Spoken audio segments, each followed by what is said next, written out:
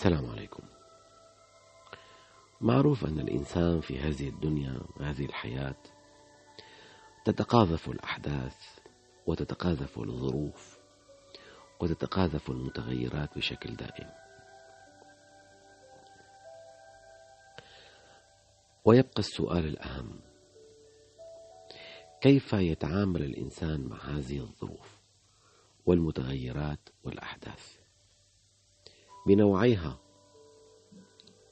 لأن كل شيء زوجين، ثنائي القطبية، خير وشر، إيجابي وسلبي، ومنيح ومش منيح. طيب، كيف يتعامل الإنسان مع حوادث الحياة، حوادث الدهر، نوائب الدهر كما يقولون، وإيجابيات الدهر؟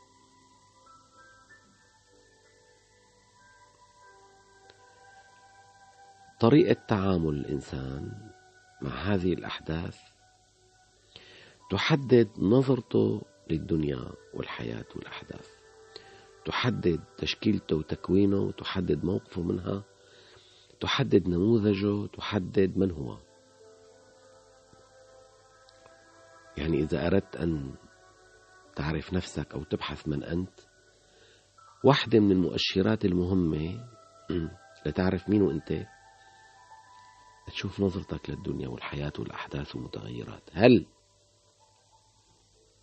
تنساق وراء المتغيرات والأحداث والنكبات والأعاصير والإنجازات بطريقة تفقد فيها توازنك، أم تبقى محافظ على التوازن والاستقرار؟ ربما تهتز، وأنا بهتز بلحظة 2 3 5 دقائق 10 دقائق يوم. فقدان تهتز طبعا. أنا بعدني فاقد أبي من 2004 وبعدني بتذكره، لكن بتذكره نور، بتذكره بين يدي الرحمن، لكن بتذكره باليوم عدة مرات. هل هذا تعلق؟ لا. ليه؟ لأني أنا مدرك تماما والدي واصل طريقه. أي طريق؟ ما هو نحن بدرب الوعي بفهمنا العميق، لحتى نقدر نتعامل مع الأحداث ومتغيراتها يجب أن نفهم طبيعة الحياة. أكيد الحديث عن طبيعة الحياة لن يكون بمسج أو بفيديو لمدة 10 دقائق أو أقل أو أكثر قليلا، لكن ولو إشارات بسيطة، وخلونا نتوقف عنده كتير ونتريث بالتفكير. كتيرين مننا بيعرفوا بأنه أنت وأنا قبل هاي الحياة كنا بعالم الذر، وكان في عقد وعهد بيننا وبين ربنا أنه نعيش الحياة ونكون وفق منهج معين، لكن كان الشرط أنه نجي على الدنيا ونسيانين. شو نسيانين؟ نسيانين بواقعنا المادي، ما تم تعاقدنا، ما تعاقدنا عليه. كيف يعني نسيانين؟ أنت لا تتذكر تلك اللحظة بعالم الذر، بدك تكون لك لحظات خارج فيها عن إطارك المادي. قلت لي وين بدي روح؟ بقول لك فقط تكون عايش ببعدك الروحي، عايش ببعدك الروحي الذي، لأن بعدك الروحي هو الأساس، هو الاستقرار، هو الثبات، هو الذي كان بعالم الذر، هو جوهرك، هو الإسانس تبعك، هو حقيقتك، هو أساسك. وانت يعني جيت على الدنيا لبست هذا الرداء الجسدي، ما هيك؟ الذي تضافرت فيه الروح مع الجسد، وجد فيه النفس، طلعت فيه النفس، والنفس الأمارة بالسوء، والنفس ألهمها فجورها وتقواها. بهون بهيدي المتاهة نسيت ما تم التعاقد عليه، ما تعاقدت عليه أنت، وأنت الذي اخترت. متى تتذكر؟ متى تهدأ حالتك؟ متى تفهم بعمق طبيعة الحياة؟ عندما بس بتكون هيك بحالات سكون، حالات صفاء، نظرتك للحياة والدنيا والماديات ما بدي سميها نظرة فوقية ونظرة، لكن نظرة استغناء. إن إجت إجت وإن ما إجت ما إجت، إن حصل حصل وإن لم يحصل لم يحصل. لن أغير من المعادلة شيء. أنا إن صار صار وإن ما صار شو بعمل. في أشياء تحتاج إلى جهدي، ولكن إن لم يتجسد جهدي بنتيجة فخلص بترك. هناك قوى أخرى. أول شيء قوة الإله، قوانين الكون عم تشتغل فعلا شغلها، اتركها. في شيء بده يصير أبعد مني، متجاوزني. وهكذا هي مفاهيمنا عن الحياة. عندما أنا أؤمن بأني أنا أجيت لهون في تجربة، في اختبار كبير، وكل لحظة بتمر فيني فيها اختبارات أنواع مختلفة، والحصيل هو اختباري الكلي في الحياة والذي يحدد إقامتي بالبرزخ وبالتالي يوم الآخرة. شايف كم مرحلة؟ 4. عالم الذر وحدة عشتها أنا ببعدي الروحي، الآن في الدنيا أعيشها ببعدي الروحي والجسدي والنفسي، ثم بعالم البرزخ، ثم بالآخرة.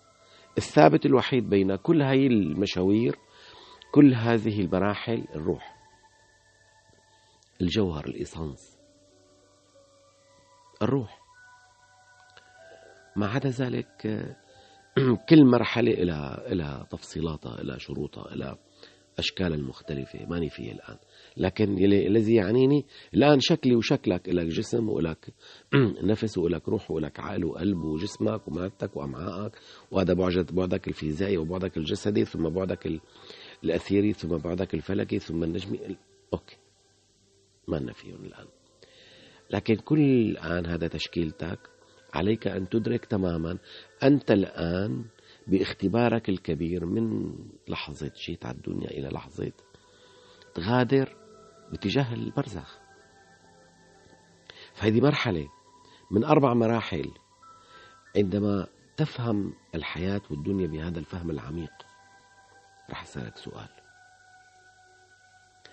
إذا فقدت حدا من أحبتك، إذا فقدت حدا غالي عليك، كيف رح يقوم موقفك؟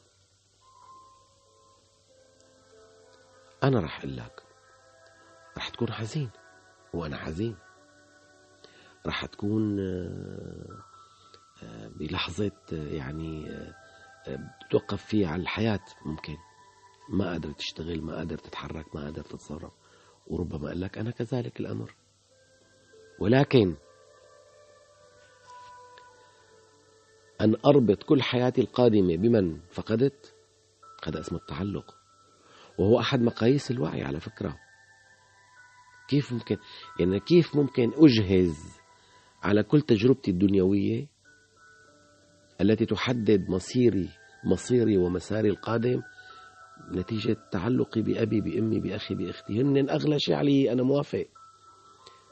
أنا موافق، وكل منكم يأتوني فرادى، هيك ربك قال. يعني بالنتيجة أنا إلي مساري. ربي عطاني أبي وأمي وبنتي وزوجتي وابني وأمي وأختي وأخي وخالي وخالتي. إذا فقد حدا منهم الله لا يقدر، أوكي، بدها تصير. بس يعني طبيعة الحياة فيها فقدان، لأنه ما حدا ضل على الأرض. يعني لا سيدنا إبراهيم بقي، ولا سيدنا موسى بقي، ولا سيدنا عيسى بقي، ولا سيدنا محمد بقي، ولا بوذا بقي، ولا حدا من كل المتنورين أو الأنبياء أو الذين يعني حققوا من الوعي ما لم يحققه غيره. ما حدا بقي. طب الأمر هيك. هذه الدنيا واحدة من شروطها هيك. لا أستطيع أن أخترق الشروط، ولا أخترق الجدر، ولا أخترق هذا الأسير الذي أحيا بداخله، أو الذي أنا أيضا أشكل أحد تشكيلاته، أحد تجسيداته. ما دامت الدنيا كذلك، أنا لما ممكن أفقد ابني، بنتي، زوجتي، أو زوجك، أو أخوك، أو أبوك، أو أمك، أو رح أزعل. بس الله يرحمهم، هن كملوا، هن سبقوني. المبدأ ما مش هيك رح مزبوط، هن سبقوك، وصلوا قبلك لمرحلة قادمة رح تصل بعدهم أنت. بس أنت بترهن حياتك القادمة وبتغلقها نتيجة تعلقك، ولا ما عاد فيني أعيش، ما بقدر أعيش بلا، يلعن أبو هالدنيا. بتكون ساخط على الدنيا، ساخط على الحياة. شو بتكون عملت؟ رهنت كل حياتك وأفشلت تجربتك التي قد تكون في بداياتها ناجحة، تجربتك في الدنيا. يعني أنت إنسان متوازن وسليم وبتحب الناس، وأفكار إيجابية ومشاعر إيجابية وفهم للناس والأشخاص، لكن يبدو لي هناك خلل أو قصور في الفهم الحقيقي للحياة. هون يكمن الفهم الحقيقي للحياة، أنه نحن عايشين تجربة اختبار، ورح نخسر ورح نفقد ورح نحس نصاب بهزائم ونكبات ونكسات، ورح نفرح وننبسط ونحقق إنجازات ونجاحات، وربما تعقبها إخفاقات وهزائم، وبعدين انكسارات. رد منرمم ونطلع ونقفز وننجز وننجح، فرح وسعادة وحزن وتعاسة وشقاء. إذا أنت بعيد شوي وشايف كل ما يجري أمامك وكأنك أنت قاعد في كرة أخرى وعم تشوف الكرة الأرضية والأحداث اللي عم تصير هون، شو بتعنيك؟ ولكن يعني راح تاخدك معها وتجيبك؟ لا، ربما بتاخدك بلحظة، بيوم، لكن راح تستعيد توازنك، راح تطلع منها. ليه؟ لتكمل تجربتك، لتكمل اختبارك. هيك طبيعة الدنيا، هيك طبيعة الحياة. نزعل على اللي فقدته، والله يرحم كل من فقدنا، ولكن أنت حياتك ليست مرهونة بما فقدت، ولا أنا ولا الآخر ولا الأخرى. وحتى اللي فقدته لو سبقته أنت، لو كان واعي راح يحزن ويدعي لك بالرحمة وحسن الخاتمة، ولكن بده يمشي حياته، بده تمشي الحياة، بده يمشي طريقه، لأنه هذا الاختبار يجب أن يكتمل. وفشلي في الاختبار هو تعلقي. هون بهذا الباب بعيد زاوية، الفشل في اختبار الدنيوي، اختبار الحياة، تعلقي. التعلق الوحيد بنور الله تعالى فقط. إذا فهمنا الدنيا على هذا النحو والأحداث وما يحدث معنا على هذا النحو، ربما نتأثر، ممكن ياخذنا الحدث ويجيبنا، ولكن بنطلع منه سرعان ما بنطلع منه. كلما كانت سرعتك في الخروج منه وتطلع براته وتقعد وتشوف على مشارفه وتشوف وتراقب هذا الحدث وتشوف كيف صار وتاخذ النتائج والحكم منه، هي هيك الحياة. كلما كنت واعيا أكثر، وهذا بحد ذاته بيعطيك درجة في تقدم وعيك، في استطالة وعيك، في انتشار وعيك، في ازدهار وعيك. وقفوا عنده كتير. ولا تنسوا دعمكم للقناة، ولا تنسوا اشتراككم فيها، ولا تنسوا نشر رابط القناة لمن تعرفون. إن شاء الله بيوفقنا نعطي ما هو مفيد وما هو مهم وما هو جليل بالنسبة لنا، بالنسبة للحياة، بالنسبة لهذا الكون الذي نتفاعل معه ويتفاعل فينا، والذي يعتبر أحد قطرات دمك. كيف شي مرة نحكي فيه. السلام عليكم.